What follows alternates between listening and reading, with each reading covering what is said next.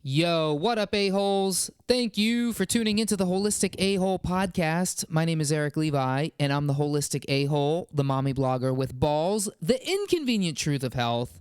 Thanks so much for tuning into this awesome episode here, where today I get a chance to sit down with my good friend Serina Vassar, and I really think you guys are going to love this episode because it is really what I would say maybe like a master class in health. You know, just a good all-around discussion about what makes good health in 2018, especially coming from someone like Serina, who is a nutritional therapy practitioner, one of the top in the field.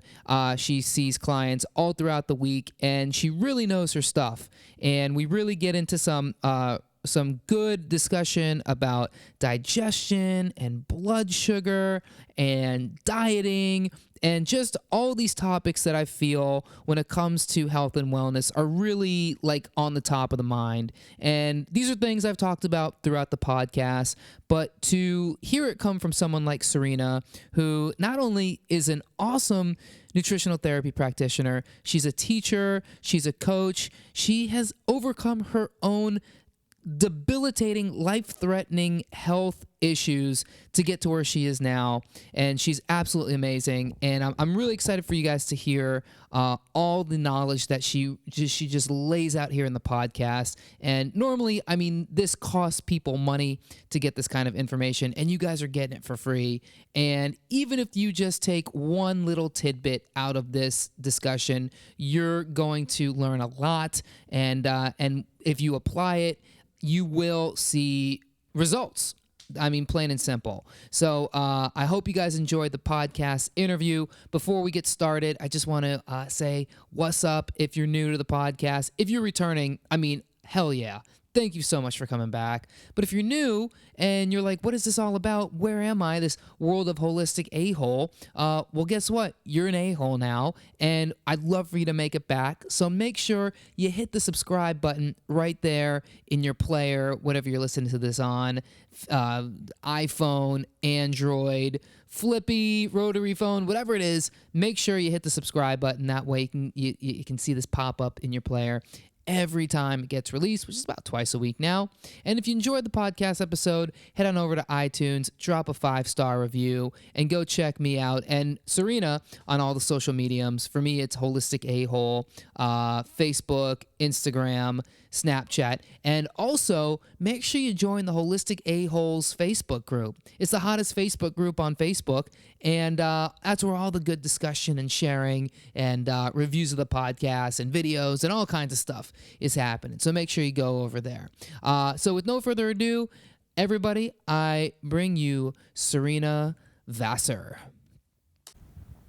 All right, a-holes, how's it going? What a great day today it is. I am with a very special guest, my good friend Serina Vassar. Yeah, hello, everybody. Serina's on the podcast today. She is a nutritional therapy practitioner, and she has her own podcast called The Painter and The Pixie. The Painter and The Pixie, where she I'm talks... the pixie, my husband's the painter. So she does it with her husband, and she's the pixie. Her husband is the painter. Mm-hmm. What is that? Where does that name come from? So everyone just thought I was very pixie-ish. Like, if you could see me, I look like I play the Celtic harp, and I was sitting on this like brick wall at school when back when I was in college, and everyone was like, wow, you look like a little pixie. So that kind of nickname stuck. And my husband has owned his own paint contracting company for 15 years, so he's the painter.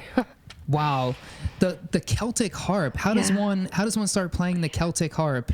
You know, it was kind of a long journey. I grew up in Sacramento, California, and I was visiting somebody. I was out there hanging out at San Francisco.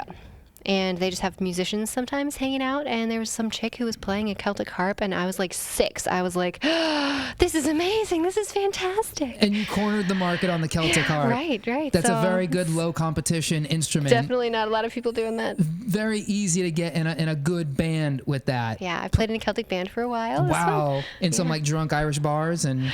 Irish bars, a lot of weddings. Play a lot of weddings. A lot of people like Celtic harps at weddings or Christmas music. Yeah, so you know a lot of Pachelbel, Canon and D on the Celtic harp. Yes, I do. You know the funky chicken? That's a big wedding one. I don't know the funky chicken. Oh, you don't know the good wedding stuff.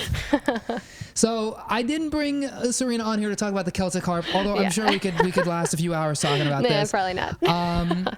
Serina is really, you're very knowledgeable when it comes to health stuff. Yeah, a little bit. I know a little bit. You know a little bit. You're an NTP. You have your own practice out of Pennsylvania. Yep. And so you see clients all throughout the week. And I do. What exactly do you do when you work with people? So I am a nutritional therapist, like you said, and I had a really crazy health journey myself. And a lot of that, my health struggles started with digestive problems. So I specialize in digestive issues. So I work with clients one-on-one and in groups to help them achieve all kinds of health goals, like ranging, like I said, from basic digestive issues, burping when you eat, to having heartburn, acid reflux. Is that not normal? It's not normal. This is crazy, right? Yeah, it's crazy. We normalize a lot of symptoms. Like if you burp or if you have gas, farting, flatulence after a meal, that's actually a sign of distress in your digestive system. That's crazy, right? Because now that I've been in this program, like I know that now. Yeah. But I remember like that first time, like hearing about that, like you're not supposed to fart. You're not supposed to feel bloated. You're Yeah. not supposed to feel like there's a rock sitting in your stomach after you eat. That is such like an eye-opening concept. I'm sure many people you work with too, like when they stop farting and burping and having like that bloated usually feeling. the spouse is thankful. I would imagine, like the yeah. wife comes to me and goes, "Oh, my husband's farts don't smell horrible anymore." They're still there. They just don't smell bad Yeah. anymore. We go inside, we scrub the colon out, so there's no more sulfur. Yeah, so I work with a lot of my clients to achieve all kinds of goals. I do specialize in digestive disorders and blood sugar dysregulation. And blood sugar dysregulation is connected to so many things: insomnia, poor energy regulation, even like hair falling out. People don't think about that, but that has to do with a lot of blood sugar dysregulation and digestive malabsorption. So I work with people, like I said, one-on-one and in groups and all kinds of stuff. It's a lot of fun. So like when it comes to like sugar specifically, like is this a thing where it's like people are just eating too much sugar, or is it maybe like a thing where their body converts things into sugar, or it just can't manage like the glucose that's there? Yeah, good question. So sugar is a really pervasive word, and a lot of people don't really know what sugar is. Sugar is glucose. That's like the chemical name for sugar. And you can get sugar from eating actual like white table sugar, brown sugar, sweet things like maple syrup or honey, but you can also get sugar as a byproduct from the conversion process of digesting a carbohydrate. A carbohydrate, for your listeners who may not be familiar, is actually, when we say carbs, we think of things like pasta and bread and pizza and cakes and candies and sweets. But carbohydrates, as like a whole broad category, is any fruit, any vegetable. So celery is a carbohydrate, any grain and any grain-based product or any sweetener. So that's a really wide category. The easy way to remember that is if it came from a plant, if it is a plant, it's a carbohydrate, chemically speaking, in the body, which means when you go through the digestive process, it gets converted into sugar. So when we're talking about blood sugar dysregulation, there's some sort of issue happening, whether the sugar is too high, there's too much sugar in the bloodstream, sugar's too low, you have spikes up and down, or you're just mismanaging that glucose that's there. Now, glucose, also, I don't know how much you've talked about this with your audience please, before, no doubt. but glucose is what our body uses for energy. That's a primary energy source for the body. And you need energy to do everything. You need energy to like grow new skin cells, to have, on a very small scale, but on a large scale, to have the ability to focus and go throughout your day, to work at your job, to be able to get up and walk down the stairs, walk up the stairs. You use energy all the time. So if you've heard of a calorie is a unit of energy. And the body's preferred energy source is glucose. Now, the interesting thing is, if you get too much of that energy source, glucose, you can cause a whole lot of problem within the body. Our bodies are supposed to be adaptive, right? We're supposed to have an adaptive metabolism where we can burn fats for fuel along with carbohydrates, glucose. Our culture is such that we eat tons and tons and tons of carbohydrates, sugar, and not enough fatty acids, or we don't know how to digest our fatty acids and convert them into an energy source that the body knows how to use. So in my practice, that's a lot of words, I know. In my practice, what I do is work with people to fix that system, re-regulate that energy process, and it's actually a lot easier than you think. It sounds really complicated. Yeah, well, it's complicated because So I was vegan for a while, Yeah. and I think you were too. I actually was too. For 15 years, I was vegan. You did it way longer than me. Yeah, never been sicker in my life. Yeah. Well, see, so that's the thing. I think we talked about this because you were talking about how when you were getting off veganism, you were saying like you were paranoid, like it was like 1 egg a week or something like that. 1/3 of one hard-boiled egg a week. Yeah. Was my really big goal. Now, I want to say something real quick. I definitely care about the animals, and I definitely think that our current food system is broken. But I became an accidental vegan because of my digestive problems. That's how I ended up as a vegan for so long. Like you said, I didn't do it nearly for that long, but for me it was almost a matter of necessity. Every time I would eat any kind of animal product, I would get sick. First it was bloating, then it was gas, then it was diarrhea, and then eventually it was vomiting. And every time I ate any kind of animal product, whether it was meat or dairy or cheese or butter or eggs, I would literally vomit. My body was like, I cannot handle this. But looking back, was it because it was like the wrong, like the standard kind of restaurant grain-fed oil, cooked in oil meat, or was it like anything? Just anything. Anything. So now, what? Oh, go ahead. No, ask your question. I was gonna say, well, how, now that you're eating meat again, how has that changed? Like, what is the difference between the two? So knowing what I know now, I've had an extremely long and really crazy health journey, which started years and years ago. I have a really incredible history. I'm not going to get into all the details, but there was some significant trauma in my history. I moved out of my house when I was 17 years old and actually moved here to Philadelphia. Nice. And have been living on my own since then. But my health was steadily in decline because when I was 12, I became vegetarian. And then shortly thereafter, I guess 14-ish, I became vegan.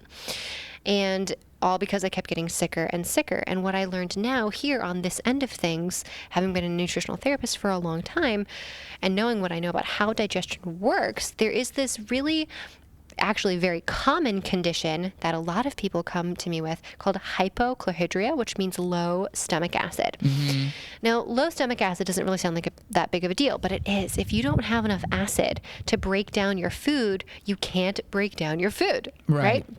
Now, there's another layer that goes one step beyond that, a little more extreme, called achlorhydria, which is an inability to produce stomach acid. So not just low stomach acid, but no stomach acid whatsoever. And I tell you what, right now, stomach acid is massively important to be able to digest protein. And if you cannot digest protein, if you don't have enough acid to do so, your body's going to say, I don't want this. Get it out of here. So where does the stomach acid go? Like if you don't have enough stomach acid, where does it go? Why does it stop being produced? And can you get it back? Very good question. Yes, you can get it back. That is why I'm able to eat animal protein now. And to touch on that, I'll come back to your question in a moment. Plant-based sources of protein are always, always buffered with carbohydrate. Carbohydrate is very easy to digest. You have almost no need for acid whatsoever to break down a carbohydrate molecule, which is why I became an accidental vegetarian vegan, because I could break that down, right? I didn't have any symptoms. So there are many contributing factors that lead to low stomach acid, and achlorhydria, no stomach acid. That's way less common. That's actually pretty rare. Things like stress impact your ability to produce stomach acid. So if you are go, go, go constantly all the time, one of the things I tell my clients, and you have learned as a student here yourself, Erik, is that digestion is a parasympathetic process, which means you have to be in a restful state, also known as parasympathetic, to be able to digest food. So if you're in constant stress, if you're in constant fear, if you're in constant turmoil, or even just go, go, go all the time, you don't give your body a chance to transition down into a digestive state. So there's two main modes of your autonomic nervous system. There's sympathetic, which is go mode.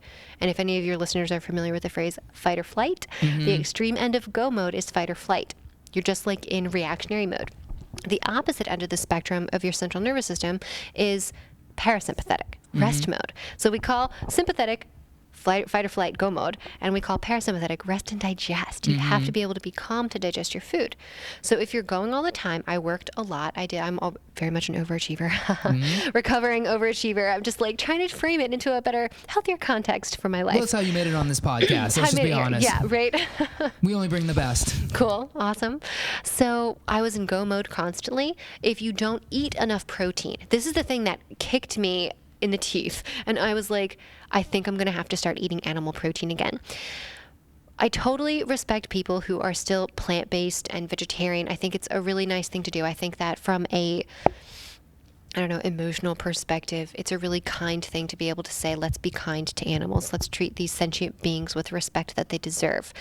I run into issues for myself from a physiological chemical reaction perspective in the body, because if you do not eat what we call a dense protein source, a protein that's like protein, not buffered with a huge amount of carbohydrate, your stomach acid is not properly triggered.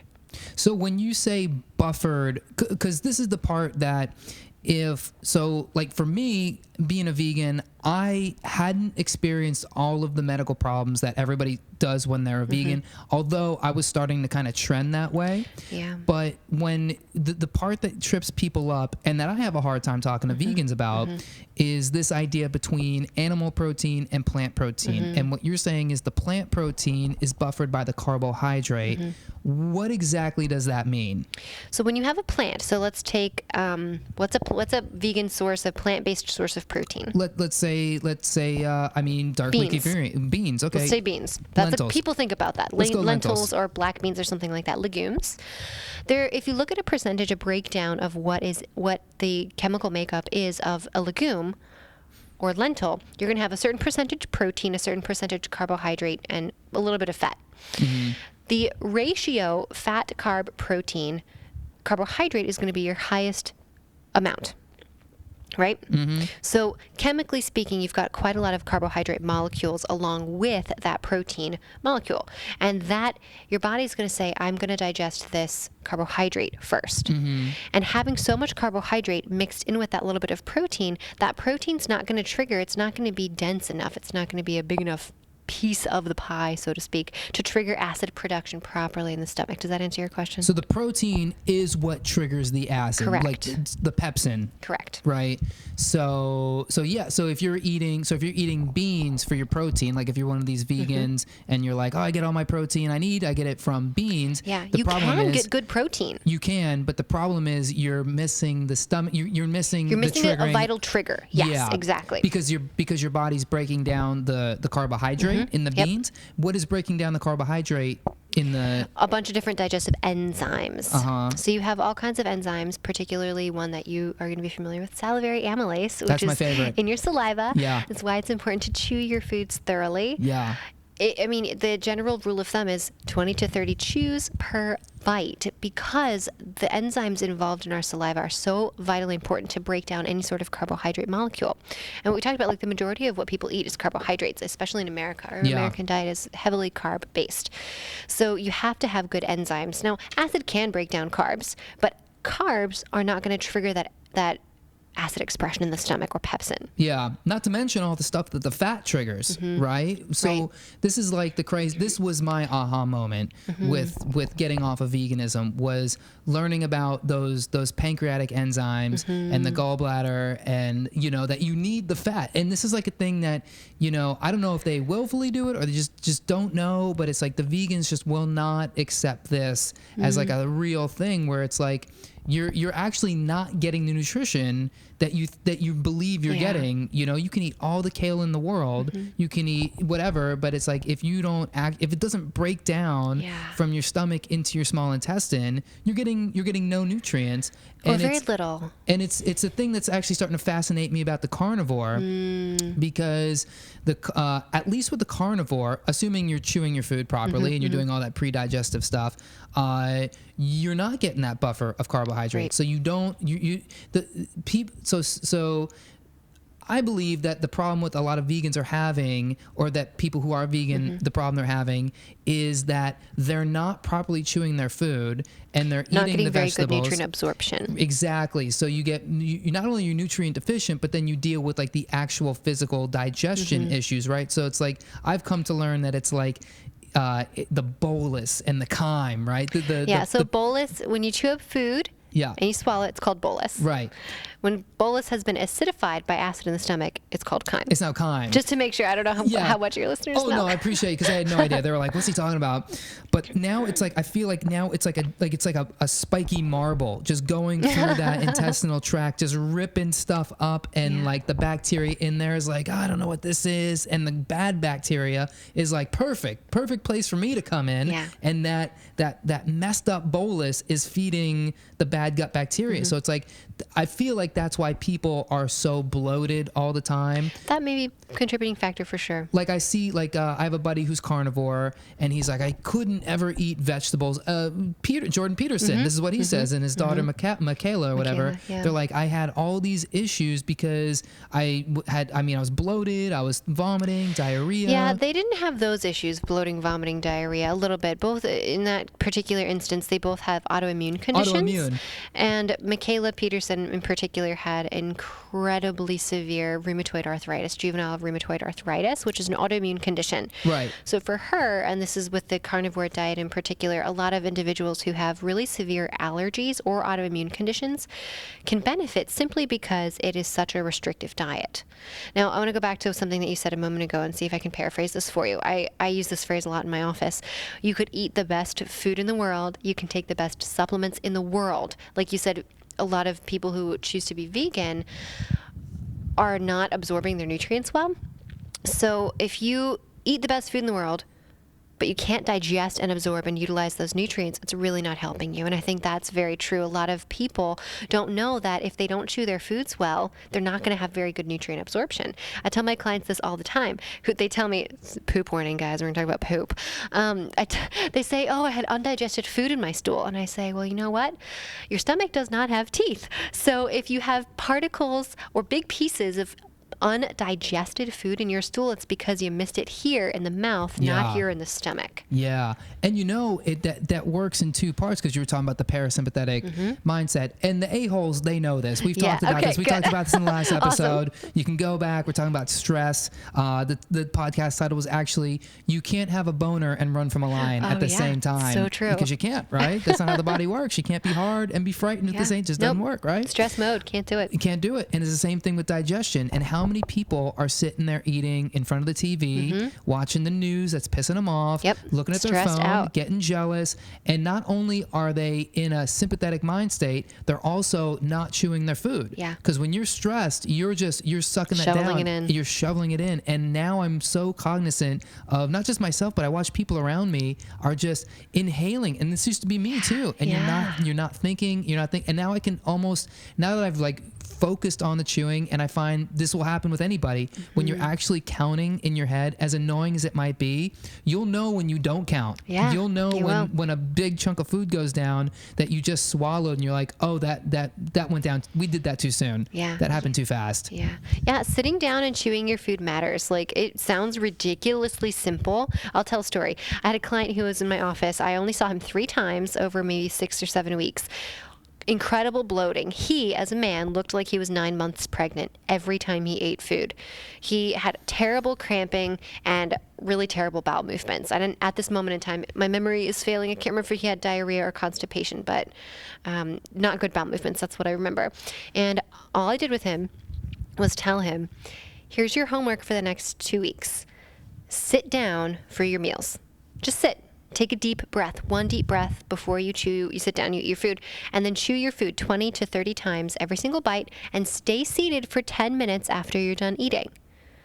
So if you only take 4 bites of food, just stay seated. Let your body be in rest mode, parasympathetic mode, and in 6 weeks, all of his symptoms were gone. Yeah. And that's all we did. He laughs and tells me today, he's like, I can't believe I paid you money to tell me to sit down and chew my food. Yeah. But he's so happy. He sent me so many clients because it's so simple and we don't think about it. And we are go, go, go all the time. You live in New York, the biggest go, go, go city of them all, right? Oh, we're always going. Maybe not the biggest. Biggest in America. Pretty much. Go all the time. We don't have time, we think. We don't have time to sit down and chew our food and let digestion happen. But if we make the time, we'll feel so much better. Especially when it comes to things like like weight loss, right? When people are like so obsessed, like this is the diametrical shift in my brain. I don't even know if that word makes sense, but this is like what's happening in my mind now, where it's like people are still on Weight Watchers, and Nutrisystem is still a thing. You know, people are still counting calories. Now the big thing is count your macros, and I don't even know what that means. I know it's like some equation or something, and we have to get away from that, right? We have to get away from this counting thing, because in the end, if you don't have the basic mechanics, what are you counting? You're not going to digest anything. You can eat 5 calories a day. If you cannot physically make them work the right way in your body.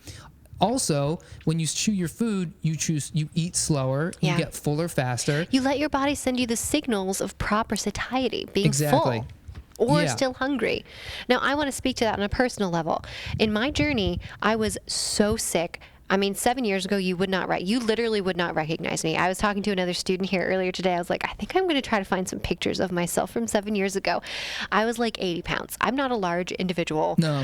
And I was eating 6,000 calories a day, more than 6,000 calories a day. So it's not just a matter of calorie counting or macro counting. And I think that was a really great point for your listeners, is there's more to it than that. When you could eat everything, nothing, whatever, if your body does not know what to do with those nutrients, it's not going to be able to use those nutrients. Yeah, I feel that that's definitely a thing like I want to hit home for the a-holes and for whoever I talk to about this, which is it's all that, and then your body gets the actual nutrients. And it's like when you hit your nutrient profile, when your body gets and can utilize vitamin A and the B vitamins and C and all the, basic zinc protein and the proteins, right? It's like you will feel full and you're just going to lose weight without having to, jog for an hour or starve yourself. It's not going to be hard. It's not going to be hard natural and easy. And I look at, the people who are doing this right.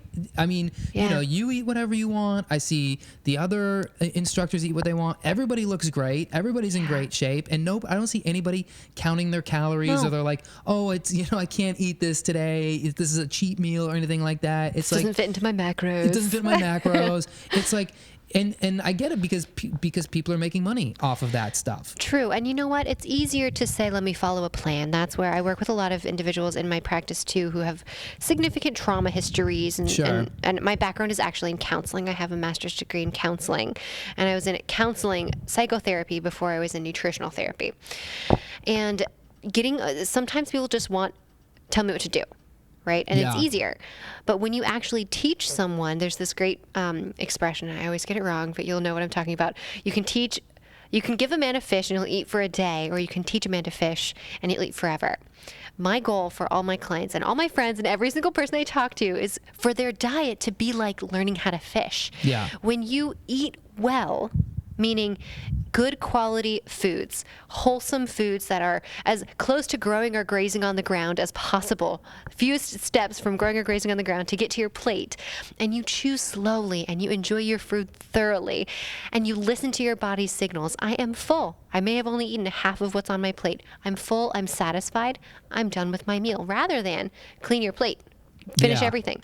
You have to make your macros for the day. You have to get your calories for the day. Don't eat that. Too many calories. Like, there's a lot of rules there that we're listening to these external list of rules rather than our own bodies. One of the beautiful things, one of my favorite things about being a nutritional therapist is our focus on bio-individuality. Yeah. Every single person is different. I don't know if you know this. I have an identical twin sister. I didn't know that. Yes, her name's Katrina. Serina Katrina. I don't trust that it's been you anymore. I feel like you could have been. This could be Katrina. This could be Serina. We definitely are very different. I don't know who I'm interviewing right now. I'm going to put you both on the title. Yeah, right. No, she lived in South Korea for like 8 years, and before that she was in Peru. Before that she was in India. Before that she was in all over the world. We are genetically identical twins, but our diets look incredibly different, and we're both very healthy because life happens, and you still have, even with a genetic identical, bio-individuality. Yeah. Uniqueness based on that person, based on the part of the world you're in. So that's why I'm not a fan of one size fits all. There's no cookie cutter approach to pretty much anything, but especially to diet. There's so many factors that come into play. What's your toxicity level? How many other, chemicals are you exposed to in your drinking water? Like all kinds of factors. Yeah. We had a big conversation about drinking water here in class. But so I don't want to ever say, here's the rules, because the goal is listen to your body, understand what your body's saying. If you ate a meal and 30 minutes later, an hour later, you feel bloated, you know something's not being digested well in that meal. Maybe I needed to chew more and get some more digestive enzymes mixed into the bolus before I swallowed it. Maybe I needed a little bit more help with hydrochloric acid, so you drink a little bit of lemon water or apple cider vinegar mixed in water. Do not drink apple cider vinegar straight. No shots of vinegar, please. Why? What's wrong with that? It is pretty acidic, and you can hurt the enamel on your teeth over time. You can hurt your esophagus over time. Oh, yeah. So My I teeth are always rotting. say, please mix it with water, at least a 1-to-1 ratio, if not more. My preference is 1 to 2 tablespoons of lemon or apple cider vinegar in 4 ounces of water. Yeah, that's a good tip. I do want to comment because you said something that I've been thinking a lot about, which is the idea of dieting. The idea of dieting, and it's exactly what you said, which is at some point, it must have been like 50, 60 years ago, whenever diet started becoming a thing. Yeah, more than that. We just let go of our innate intelligence to be able to decide for ourselves. Like, nobody knows how to listen to their bodies anymore. Very few people, and that's why I have a job. My job is teach people, like when they leave my office, and I did totally cut you off, I'll come right back. They have the tools and the knowledge to understand what their body is saying to them. So if they feel bloated, they know, oh, I should help to support hydrochloric acid production by drinking some sort of digestive tonic, lemon water, apple cider vinegar, kombucha, any of those things, bitter tea. That any of those things helps to stimulate hydrochloric acid production. Or I needed more enzymes. I better chew my food more thoroughly next time, whatever it is. So reconnecting with our bodies, and there's a fad, you may have heard of this, called intuitive eating. No, this has not made its way to my world. So introduction, intuitive eating is now the new fad. And all it is this: eat when you're hungry, stop when you're full.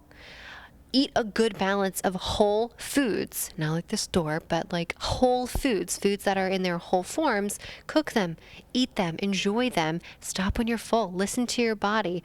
Give your body a good blend of macronutrients. You need some carbohydrate. You need some fat. You need some protein.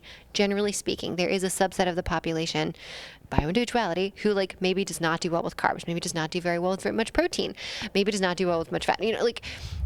On the whole, have a good blend of these macronutrients and play with your ratios until you find something that works well for you, and listen to your body. Yeah, it's like I kind of think about the dieting thing about now where it's like people believe strengers. You know what I mean? Strangers who sat at a table and designed a plan, Yeah, and it's like that, why can't I think of the name of it? Where you start to love your kidnapper.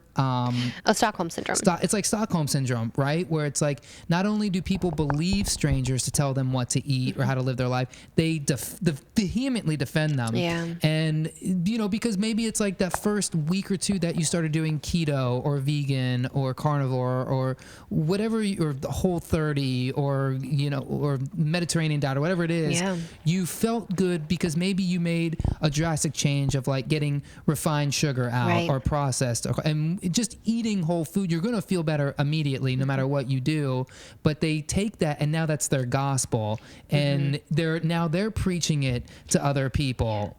Well, and that's a great point, Eric, because what worked for them, they say, oh, everyone must do this. But they don't take bio-individuality into account. Right. So it's and I think what you said is also important to talk about for your listeners too, is just because someone says it and it works for you, awesome.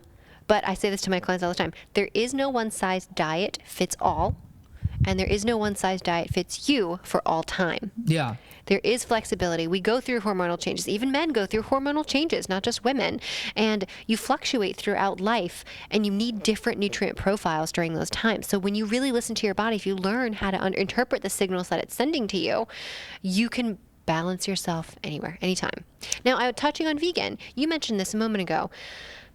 Touching, we've been talking about vegan a lot, not just touching. Oh, I've touched. Yeah, right? He's touched a lot of vegan over here. Oh, I like to touch. Yeah, so usually you feel great. Usually you feel really great at the beginning. And like I said, I was vegan for 15 years, and that was totally a different scenario. My version of being vegan is so much less common than the normal version of being vegan. But you feel really good for a long time. or for the beginning at least. And just like with any of these diets, what you said is absolutely correct. You remove some sort of big stressor, or you just start paying attention in the first place. Right. That's huge. Just paying attention. How do I feel in the first place? And then they might say, well, I cut this out and that out and I feel great. But you just sometimes you feel bad because you're just not paying attention, right? You just don't have any other symptoms. You don't have anything else to look towards. So becoming aware and changing anything can make a big difference. So like, that's why I'm not very gospel-y about any one system. Okay.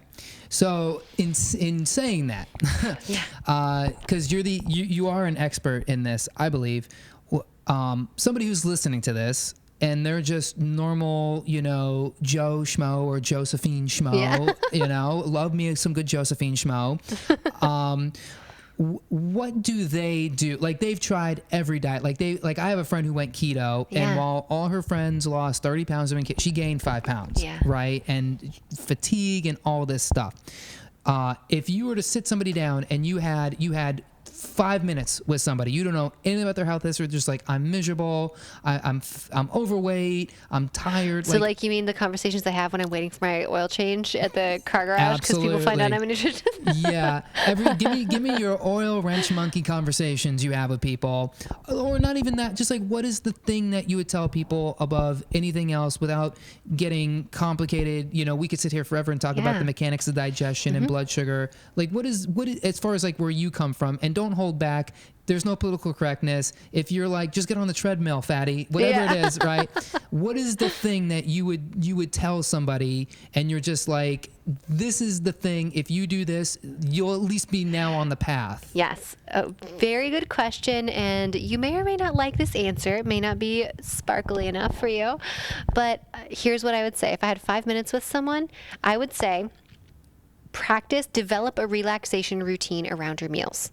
So be calm, sit down, chew your food, take some deep breaths, and then be aware of how you feel. Build awareness. That's all I would say. Honestly, this is what's going to get anybody to their goals. Start building awareness. Become aware of how you feel. Become aware of what you're eating. Keep a food journal. Not to be obsessive, not to be worried about what you're eating, but just to see how you feel. We are creatures of habit and creatures of chaos at the same time. We're like, could you even tell me what you ate for breakfast last Tuesday? No. No, right?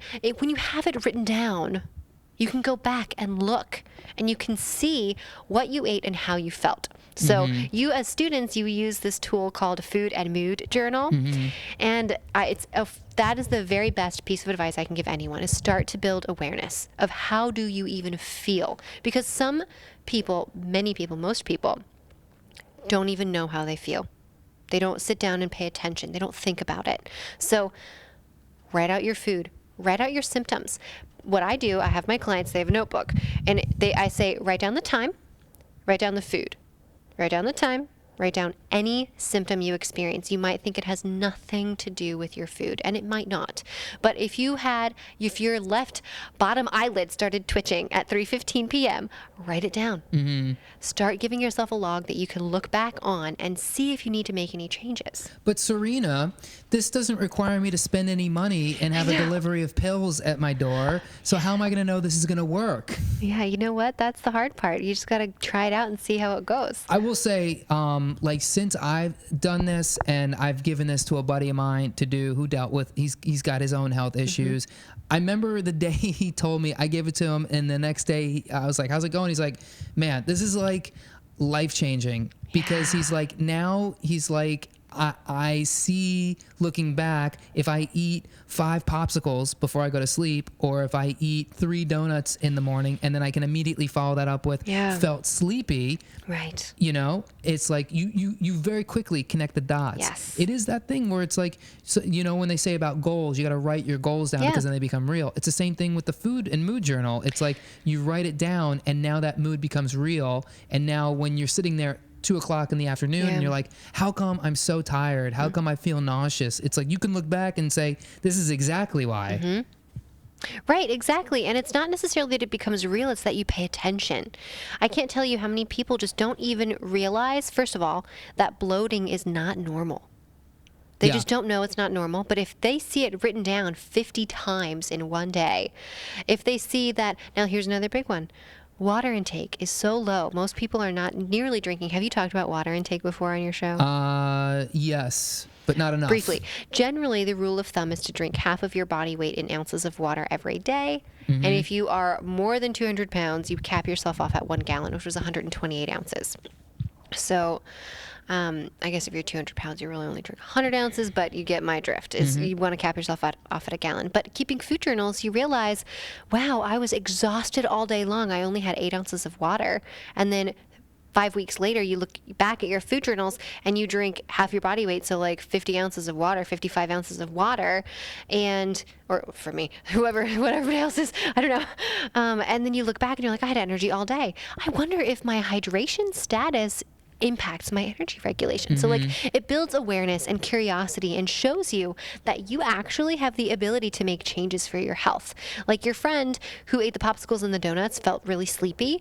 Okay, do an experiment with yourself. The next day, don't eat the popsicles and donuts. Make a different choice and see if you feel different. And it's not just water.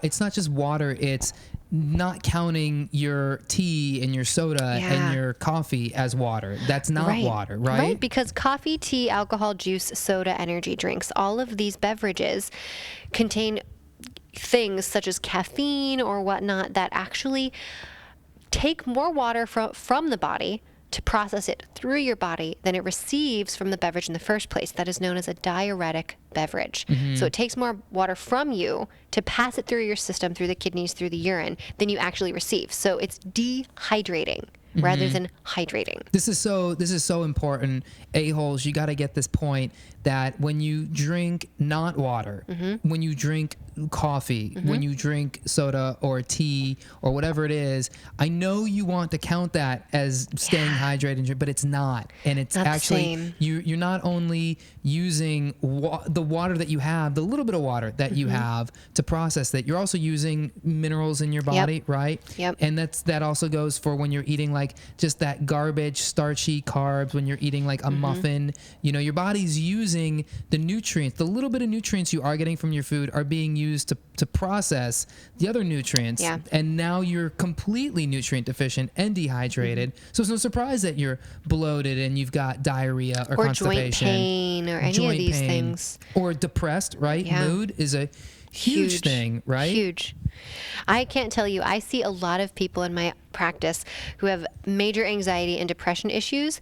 And when we fix their digestion, and like scratch the surface of blood sugar regulation, not even actually completely fix blood sugar regulation, everything changes for the better. It's like, it's incredible to see. You can see it. Yeah. I mean, I'm lucky enough to be working with somebody who is experiencing that right now. And I mean, it's like the light has gone off for him and the light's gone off for me, because like to actually see this work, like I'm getting chills just thinking about it. The guy's lost 20 pounds without even trying. You know, his skin looks amazing. He quit smoking cigarettes. Amazing. He quit, for the most part, Adderall, you know. I mean, these are like That's serious. a big deal. Those are some really big things. These are very addictive, like big things that, you know, can ruin your life, you know, and just by being able to now improve digestion, which improves mood, which improves blood sugar, which improves sleep, which improves all of these just important like biomarkers. It's like you don't even have to worry about like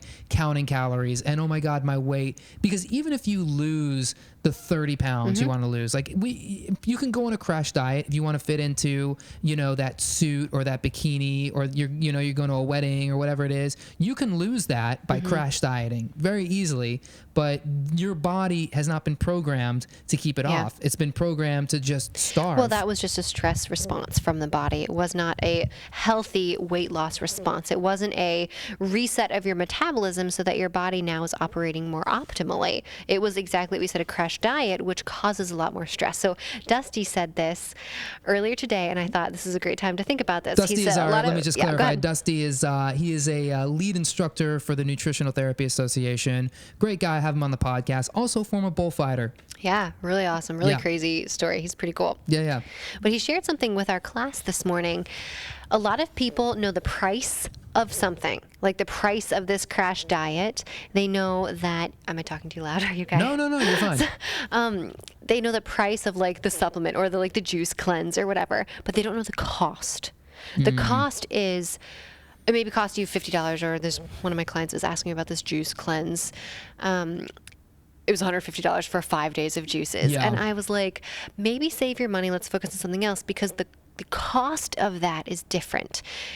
It can seriously disrupt your metabolism. It can cause a major stress response in the body. It can cause you, yes, you might lose weight, but then your body is going to say, as soon as you start eating solid food again, whoa, oh my gosh, we're out of that desert. Pile it on. Hang on to it. We don't know when we're going to go back into that desert with no food again. Yeah, this is what happened to me when I went on a 7-day fast, and it was an incredible experience, but it was also a very stressful experience on my body. And I mean, to the point where it was like, I felt inflammation in my liver. I actually felt myself going into adrenal fatigue. Wow. I'm pretty confident there was quite a bit of cortisol just getting poured through or whatever.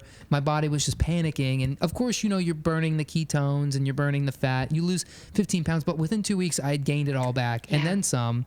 And it's just, it's not a sustainable way to do things. Yeah. Granted, I know there's these stories of like super overweight people like fasting for a really long time, but that's different. It's That's different. a different scenario. It's different, but even like just that's like that. That's almost like the more healthy, holistic way. Yeah. But the crash diets are like don't eat any sugar or don't eat low calories, and it's like your body. Your cells are programmed to want all this glucose, right? You're saying the cells like function, your brain functions off glucose. Oh, but I only want the ketones. Well, your body is not fat adapted, right? Yeah, right. Your body, you might eat all the best fats in the world, but if you can't digest and utilize those fats for energy production, if you've got a sluggish gallbladder, if you haven't optimized fat digestion or absorption, because if you've got any sort of issues with absorbing nutrients in the small intestines, you're going to have problems. It's bad news bears, right? Yeah. You can't do the things that on paper look totally feasible. That's why I love what I do, because I work with clients. We utilize a functional evaluation. Do your listeners know what a functional evaluation is? Do they know? No, they don't know. What is the functional evaluation? Functional evaluation is a collection of physical reflexes and tests that we use as nutritional therapists to gather information about the body. So all of these tests are present in medical literature and textbooks. They're just not like bells and whistles fancy enough for like modern day medicine, which is great. We use them. So we can look for certain nutrient deficiencies and sufficiencies and see kind of how certain organs are functioning. Now, it's not a perfect, like, accurate test, like, oh, you have X percentage function of your liver. But what we can do is say, wow, your liver may be stressed. So when you're utilizing these particular reflexes. So in that process, you can say, okay, you sound like you're doing great with this keto diet. You're a person you mentioned who gained weight.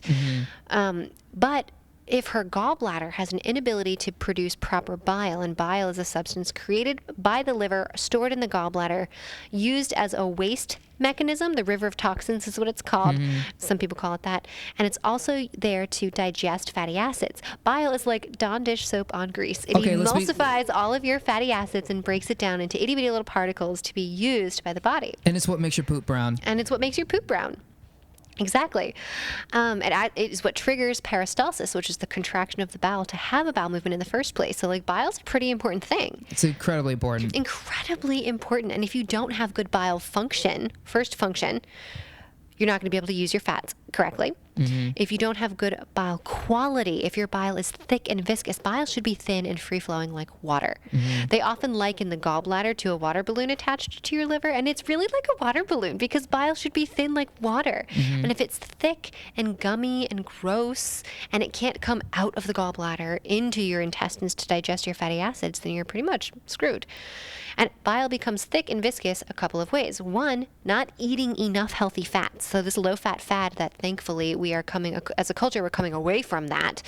And two, eating poor quality fats. So things like hydrogenated oils, heavily processed oil, rancid oils. So like most oils that people go and get fried food at restaurants and stuff is rancid. It's actually rotten by the time it gets to your mouth. Oh my God, so much. So much of it. And then that turns into poor quality bile. It just makes it thicker and thicker and thicker. Yeah. You can't do any digestion. The idea of the gallbladder, I would say to 99.9% of the people who live in this country, it's just a foreign concept until it becomes a problem, right? Until it's like, oh, you have gallstones. Or you pain, gallbladder attacks. Gallbladder attacks. Take it out. You have no idea what it is. You have no idea where it is. You have no idea what job it is. And I would say most people don't even know what bile is, the mechanics of it. Right. But yet somehow we're now like experts. Some CrossFit guys an expert at telling people, count your macros. That's all you got to do. Yeah, right? go keto. Keto has become so popular. I'm glad you brought that up. Ketogenic diet, meaning high fat. Typical ketogenic diet is less than 10% of your calories from carbohydrates. It's supposed to be up to 20 grams of carbohydrates per day, and then like 70 to 90% fat, which is kind of crazy. It's because crazy. if you don't, I shouldn't say that so judgmentally, but it works okay. The ketogenic diet was originally developed. Are you familiar with the ketogenic diet's development? Oh, well, please. Was developed as a treatment for juvenile epilepsy. Yep. So children with epilepsy. The treatment in, I believe, the 30s, I could be wrong on the date, don't quote me on that, was starvation. Yep. They starved children who had epilepsy because they found when the children starved, they had far fewer seizures. Well, some doctor came around and was like, wow, let's figure out why this is so that these kids can eat food. And they realized that the carbohydrate, sugar glucose component was causing electrical storms in the brain and contributed to seizures. So when you fed them a diet that was extraordinarily high in fat and extraordinarily low in carbohydrate, aka sugar, it significantly reduced the amount of seizures that these children were having. That is how the ketogenic diet was originally developed and intended to be used. And then, of course, they came up with anti-seizure drugs and things, and they just used those instead, so that the kids could like live a normal life, right? And not, quote unquote, live a normal life and not have to have such a restricted diet. It's still a very effective therapeutic agent for individuals who have epilepsy and certain other significantly life-limiting conditions. But I never recommend a ketogenic diet to anybody off the streets. It's super popular. So many people are talking about it and doing things. Sorry, Gus. Hey, buddy. This is, but it's not something I typically recommend. It's like they turned a medicine into a diet. Yeah. You know what I mean? It's well, like, they hear, oh, if you do this, you cut out carbs, you lose weight. It's all about weight loss and counting. Exactly. And it's another rule book to follow. Yeah. It's like, again, it's like you can't even know that that's the right thing for you.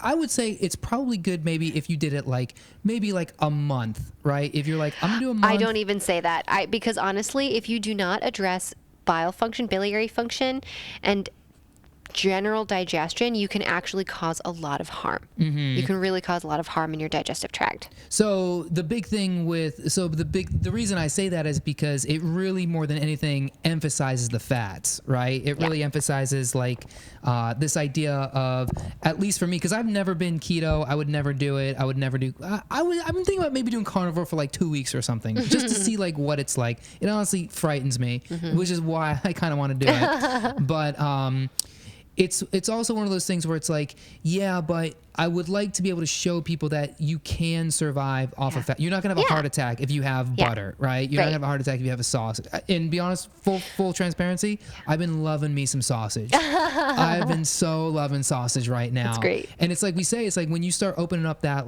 that fat, Pandora's box is like all of a sudden everything tastes better. I'm cooking kale and arugula in bacon fat. You know? It's great. It's delicious. It's unbelievable. And it makes it more bioavailable to your body. It does. It makes a lot of nutrients more bioavailable to your body. Isn't that crazy? So I personally, in my practice, I would not say just do keto for a month just to get over your fear of fats. It kind of sounds like that's what you're saying, just to get over the fear of fats.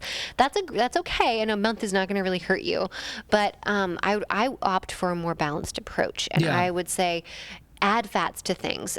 I'm very big on giving people more options instead of taking stuff away. Absolutely. Because my whole goal is eventually all the good stuff is going to naturally crowd out the bad stuff. I don't even like saying good or bad. The more nutrient dense options that make you feel better are going to crowd out the less nutrient dense options that don't make you feel as good. Yeah.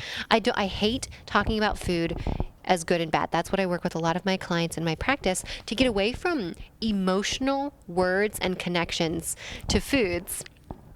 because it's not helpful, I think. You don't have a relationship with food. Food is food. It is not a person. Food is not going to hurt you like the way a person does. Food doesn't disappoint you. We use this verbiage quite often with food, but I just think it's very inaccurate. Food is food. Yeah. Even refined sugar, eating those donuts and popsicles, not a bad thing. If your body knows what to do with it, you make a choice. You say, I'm going to eat this. Sorry. Oh, here we go. There we go. Gus, over here. Please. Oh, you're stuck. Buddy. Please. There we go. Go over there. Go over there. Please. We have a dog in the holistic studio right now. Yeah, so I mean, I see what you're saying. So I yeah. try to get away from those labels just because it causes a lot of stress and fear for people. Maybe I'm having a problem. It's okay. We'll wrap this up here in a minute. Yeah, no, I mean in the sense that like you're right. Like I don't want to. I have actually emphasized on this podcast quite a bit where it is like this idea of this is good for you, this is bad for you. It's like everything could be good or bad for you. Yeah, if you exactly. you know what I mean. If you have certain polymorphisms, you might not even be able to eat kale, right? You might not even be able to eat healthy things. But I think in the sense that it's like. The other side of it is being so fat phobic, being so afraid of animal fat, which I was up until a couple of months ago. I was like, I thought if I eat a steak, I might have a heart attack. Yeah. You know what I mean? Right. So I like opening the door and offering options to people and saying, okay, well, try eating butter with a meal. Right. Cook your kale in butter or whatever, or cook something that's familiar, mashed potatoes with butter, like something that is going to be an easy stepping stone, a nice transitional thing for people. And it's the emotional aspect too, because food is, I mean, it's all 100% emotional, and it's like you want to remove that emotion as much as you can. I want to help to make it a more neutral space for people, because people have a lot of fear and a lot of guilt and shame associated with food many times. So that's why I kind of try to remove those labels. Yeah. Well, this has been super interesting, Serina. Yeah. Do you want to touch on the dog, or do you not? What's your time frame here? Yeah, we can do it. So Serina has you've mentioned your health issues. Yeah. So Serina has a service dog named Gus, who is he's fussing at me right now. he's hopping all over the cords and stuff here in the studio. But I did want to ask you about the dog because I have a buddy who has a service dog, but he's I mean handicap in his I forget the name of the disease he has, but he was born with it, basically crippled him from a young age. Can't use his legs, can't use his arms, been in a wheelchair. He got this dog I think like 10 years ago or so, but I have seen more and more service dogs out there in the world, and I think people have the wrong idea about service dogs, and I just wanted, if you could just kind of speak to your own experience with a service dog. Yeah, I've had a crazy health history, like I mentioned, and one of the most invaluable tools to give me freedom and flexibility back to my life has been a service dog. Gus is my second service dog, and service dogs can be used for a lot of things. So let's define some terms. A service dog is a dog that has been specifically task trained to mitigate someone's disability. So a disability is defined as something that is majorly life impairing. It interferes with your ability to care for yourself, to eat, to breathe, to walk, impairs a major life function. And before I had a service dog, I could not leave the house alone safely. I couldn't. I have some really strange conditions, and I get a rare form of migraine called a hemiplegic migraine, which mimics having a stroke. Mm-hmm. So my speech is slurred. The right half of my body does not function. So like if you're driving, that's a problem. Yeah. Like very, very big problem. And not to even mention the migraine pain that comes along with that. So, and those were chronic for me. I had a terrible time. And the service dog is actually, Gus here is scent trained to alert before this happens. So what we did to train that, because I know everyone's going to, like, how do you do that? They always ask. Scent train. People think it's magic sometimes. They're like, oh, he just knows. He senses it. No, it's called thousands and thousands of hours of training to do that. So when I was having when I became, the first sign of becoming symptomatic with a migraine, I would stuff cotton balls in my mouth. And you just use those as scent training tools, and you train scent as just like bomb detection dogs are trained. You just teach them to alert to a particular scent. So now he gives me a warning about a half an hour in advance, so I can make sure I'm not driving. I can take emergency medications if I need to. I can do whatever that is. I don't have to just live in a fear of walking around like what's going to happen. So what exactly does he scent? What is he picking up? I don't know what he's picking up, because we just did the cotton ball thing. So every time he just picked up whatever was the constant factor in that. And what is it going on in you again? That's triggering whatever he's picking up. Whatever chemical reaction happens before I have a migraine. Oh, wow. Before that comes along. Now he's also heart rate trained for Gus. Nope. Hey, buddy. Sorry, it's been a very long day for him. He's been working for like 12 hours. He's servicing you. He's servicing the chair. Well, over and here. he's off his vest and he's hanging out, so he's like, I can do what I want. I'm off duty. Oh yeah, it's Saturday night too. He's trying to have himself a nice night. Right. So he's like, finally, I can just hang around. I get it. So service dogs, don't fake them. You know, they're legit things that help people and with real life disabilities, literally a lifeline for people. So just don't bring your dog around because you want to bring your dog around. Absolutely, man. I'll say this has been a really interesting conversation. I'm sure the a-holes listening are probably, if you're not, some of you are probably taking notes. There was a lot of just great gems dropped here. I don't want to leave without giving you a chance to let everybody know where they can find you, your podcast, if they want to look up online, maybe contract your services. Yeah. Throw that information out there. Cool. So my podcast is called The Painter and The Pixie, and you can basically find it on any podcasting platform. Be aware there's going to be a little bit of a hiccup as we're transitioning. I'm moving to a new office space and moving the studio to the new office space. So like, if you can't find us for some reason on a podcast platform, you can always find us on YouTube. We're on YouTube as well. My website is Wise Bear Functional Nutrition. That's my company name. So WISEBEARF as in functional, N as in nutrition.com. Awesome. I'm on Instagram, Serina Vassar, SERINAVASSAR. Both of them not the typical spelling. But you can find me. If you Google Serina, SERINA, and nutrition, I'm like the first thing that pops up. Awesome. So yeah, guys, if you love what you heard here, like I said, Serina is an absolute health master. She's a ninja with the functional medicine. Go in her office, let her poke you up, find the hot spots, and let her help you heal naturally. She's one of the best out there, and definitely look up her stuff on YouTube, on the podcast. And thanks for hanging out, Serina. Yeah, this was Eric. a great fun. time. Awesome. And we all learned a lot. So I appreciate you coming by. Thanks. All right. You see that, a-holes? Would I lie to you? Would the holistic a-hole lie to you, a-holes? Most definitely not. I hope you guys enjoyed that interview with Serina. Like I said, one of the best out there.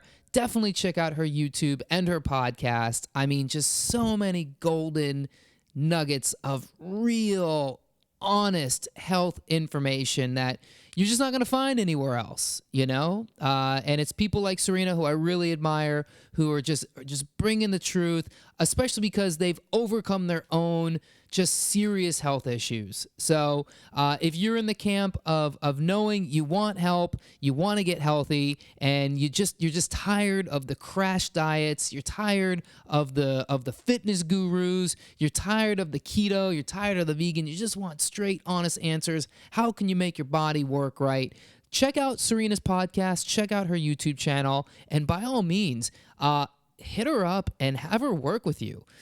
Get that one-on-one, even if it's just for like a month. You know, work with a nutritional therapist who can really break down your personal health issues and make it so, you know, you don't need that stuff anymore. You know, you don't need to listen to the gurus and the fitness junkies and the douchebags and the people just out there making a buck off of your pain and suffering. You know, the nutritional therapy way is, you know, it's the teach a man to fish and they live for a lifetime. You know, that's what it is. You'll know this stuff and you'll never not know it because, you know, barring any, you know, major, I guess, hormonal or structural changes, physiological or anatomical changes in your body, you're going to have that body for the rest of your life. So learn how to use it, and someone like Serina will help you do that. So thank you for listening, everybody. I hope you enjoyed this episode. I will say, keep your ears and eyes peeled because I got a big announcement coming here for the month of October, and I think you guys are going to like it. So make sure you go subscribe to the podcast. Check me out on all the social mediums, Instagram, Facebook, Twitter, and join the Holistic A-Holes Facebook group, and leave the podcast a nice review on iTunes. I'll catch you all in the next one. Thanks for listening. Peace.